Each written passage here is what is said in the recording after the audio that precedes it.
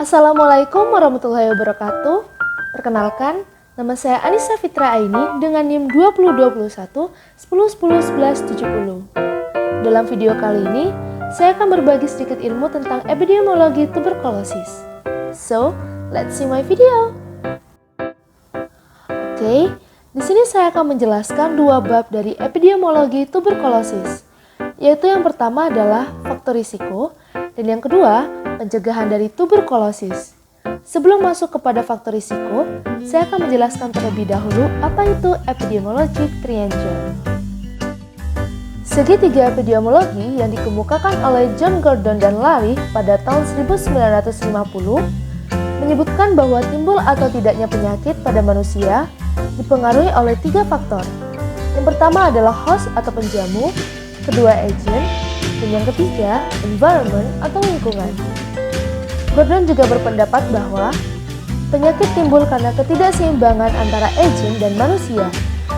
Yang kedua, keadaan keseimbangan bergantung pada sifat alami dan karakteristik agent dan host, baik dari individu ataupun kelompok. Dan yang ketiga, karakteristik agent dan host akan mengadakan interaksi. Dalam interaksi tersebut akan berhubungan langsung pada keadaan alami dari lingkungan, baik lingkungan sosial, fisik, ekonomi, dan biologis. Nah, sekarang kita masuk pada faktor risiko atau epidemiologic triangle dari penyakit tuberkulosis. Di sini pertama ada agent atau penyebab penyakit. Bibit penyakit adalah suatu substansi tertentu yang keberadaannya atau ketidakberadaannya diikuti kontak efektif pada manusia yang dapat menimbulkan penyakit atau memengaruhi perjalanan suatu penyakit. Dalam kasus agent ini, tuberkulosis disebabkan oleh Mycobacterium tuberculosis, yaitu kuman yang hidup sebagai parasit dan berkembang biak di dalam tubuh. Penularannya dapat terjadi dari penderita ke orang lain melalui percik-renik atau yang bisa kita sebut sebagai dahak. Sebagian besar, penyakit ini menyerang paru-paru, tetapi juga dapat mengenai organ tubuh lainnya, seperti tulang belakang, kulit, otak, kelenjar getah bening, dan jantung. Dalam jaringan tubuh, kuman ini bersifat dormant atau tertidur lama selama beberapa tahun. Yang kedua ada host atau penjamu. Pengertian dari host sendiri ini adalah semua faktor yang terdapat pada manusia yang dapat memengaruhi timbulnya suatu perjalanan penyakit. Kasus host pada penyakit tuberkulosis ada 4 faktor. Yang pertama yaitu faktor sosial ekonomi. Dalam kasus ini, sangat erat dengan keadaan rumah, kepadatan penduduk, lingkungan perumahan, lingkungan dan sanitasi tempat kerja yang buruk dapat memudahkan penularan tuberkulosis. Pendapatan keluarga juga dapat mendukung penularan tuberkulosis. Mengapa demikian? Karena pendapatan yang tidak cukup membuat orang tidak dapat memenuhi syarat-syarat kesehatan. Yang kedua ada status gizi.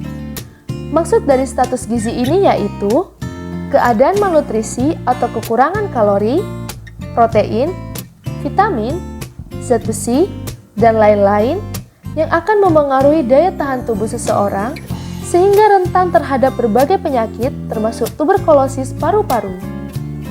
Keadaan ini merupakan faktor penting yang berpengaruh di negara miskin, baik pada orang dewasa maupun anak-anak. Seperti pada negara India pada tahun 2015. Menurut World Health Organization, kasus tuberkulosis di negara India pada tahun tersebut mencapai 2,8 juta kasus. Ini menyebabkan negara India menduduki peringkat pertama yang memiliki kasus terbanyak penderita tuberkulosis. Selanjutnya yaitu usia. Penyakit tuberkulosis paru-paru paling sering ditemukan pada usia muda atau usia produktif 15-50 tahun. Dengan terjadinya transisi demografi saat ini, menyebabkan usia harapan hidup lansia menjadi lebih tinggi. Pada usia lanjut lebih dari 55 tahun, sistem imunolosis seseorang menurun, sehingga sangat rentan terhadap berbagai penyakit, termasuk penyakit tuberkulosis paru-paru ini. Faktor keempat adalah jenis kelamin. penderita tuberkulosis paru-paru cenderung lebih tinggi pada laki-laki dibandingkan perempuan. Menurut World Health Organization, sedikitnya dalam periode setahun, ada sekitar 1 juta perempuan yang meninggal akibat tuberkulosis paru-paru. Jadi, dapat disimpulkan bahwa pada kaum perempuan, lebih banyak terjadi kematian yang disebabkan oleh tuberkulosis paru-paru dibandingkan dengan akibat proses kehamilan dan persalinan.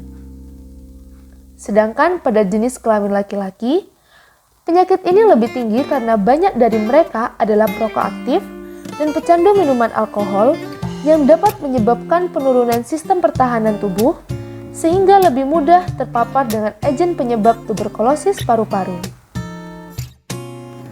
Dan yang terakhir ada environment. Environment atau lingkungan adalah segala sesuatu yang berada di sekitar manusia yang memengaruhi kehidupan dan perkembangan manusia. Nah, dalam kasus environment tuberkulosis ini, berbagai masalah kesehatan masyarakat yang berkaitan dengan perumahan masih sangat menonjol, terutama yang berkaitan dengan masalah air bersih, pembuangan kotoran manusia, pengelolaan sampah, kualitas udara, dan pencahayaan dalam rumah. Ada juga beberapa faktor yang dapat memengaruhi proses infeksi tuberkulosis, yaitu keadaan lingkungan, ventilasi udara di ruangan, lama pajanan, jumlah percik renik, ukuran, dan konsentrasi kuman. Tuberkulosis juga dapat menular pada mereka yang tinggal di perumahan padat, kurang sinar matahari, dan sirkulasi udaranya buruk atau pengap. Namun, jika ada cukup cahaya dan sirkulasi, maka kuman tuberkulosis hanya bisa bertahan selama 1-2 jam. Kali ini saya akan membahas tentang pencegahan tuberkulosis. Let's check it out!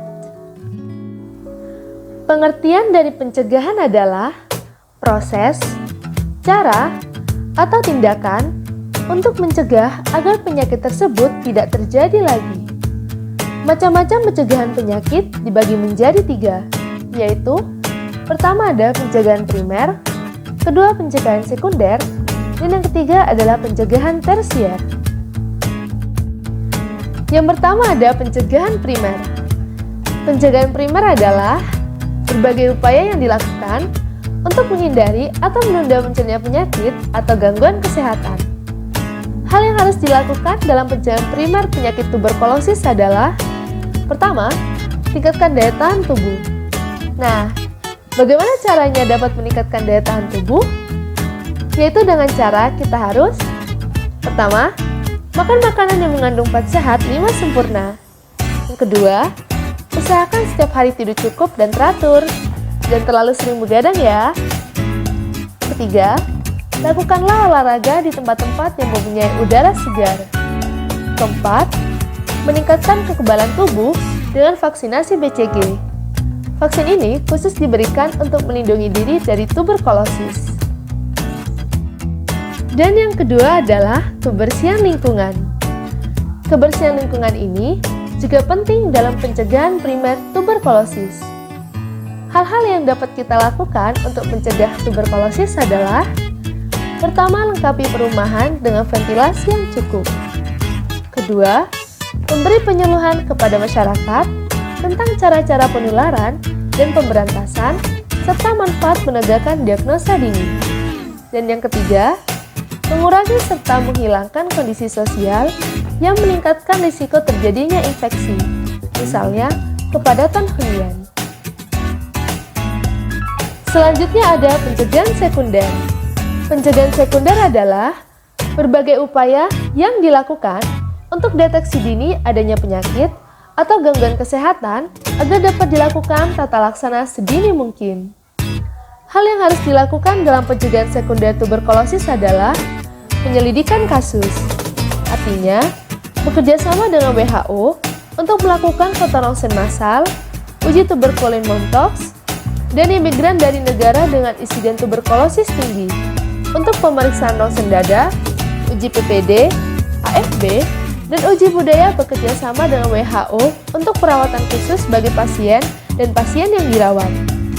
Penderita tuberkulosis yang baru didiagnosis akan mendapat obat anti-tuberkulosis yang memiliki efek bakterisidal dan mencegah pertumbuhan bakteri yang resistan terhadap obat seperti isoniazid, rambut rontok, dan pyrazinamid.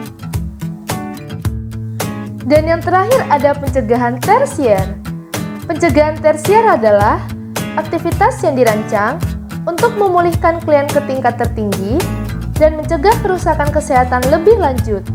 Artinya, pasien telah mengidap penyakit tuberkulosis dan harus mendapatkan penanganan lebih cepat dengan cara: pertama, mengembangkan strategi pengobatan penderita tuberkulosis paru, yaitu memberikan kombinasi obat yang efektif dengan konsep DOTS. Kedua, pasien dengan resistensi awal yang tinggi terhadap INH harus diberikan etambutol karena mereka jarang mengembangkan resistensi awal terhadap INH. Streptomycin dapat digunakan pada beberapa orang untuk meningkatkan efek pengobatan. Dan yang ketiga, berikan pengobatan obat secara teratur selama 9-12 bulan dan pantau dengan cermat resistensi yang didapat. Sekian penjelasan dari saya.